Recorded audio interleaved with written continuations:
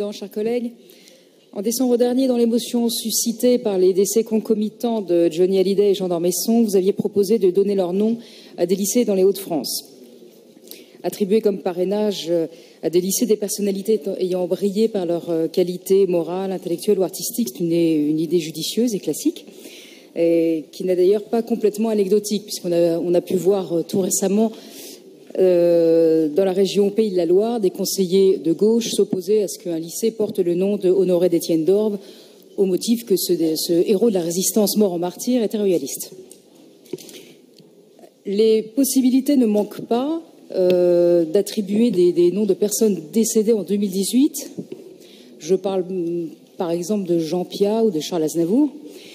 Mais durant cette année écoulée, une figure particulièrement se détache, la figure lumineuse du lieutenant-colonel de gendarmerie Arnaud Beltrame. Issu à la fois des classes préparatoires de Saint-Cyr-l'École et des écoles de Saint-Cyr-Coët-Quidan, il a suivi la scolarité de l'école militaire interarmes après avoir servi comme appelé du contingent. Arnaud Beltrame a parfaitement intégré et appliqué les valeurs qui lui avaient été inculquées. Symbole du devoir, symbole du courage physique et moral, il est un exemple pour la jeunesse et il serait parfaitement adéquat de donner son nom à un établissement scolaire. Arnaud Beltrame a su prendre et accepter le risque, mais pas comme un mouton qu'on mène à l'abattoir. Sa mère l'a bien dit, c'était un combattant, il pensait qu'il aurait le dessus.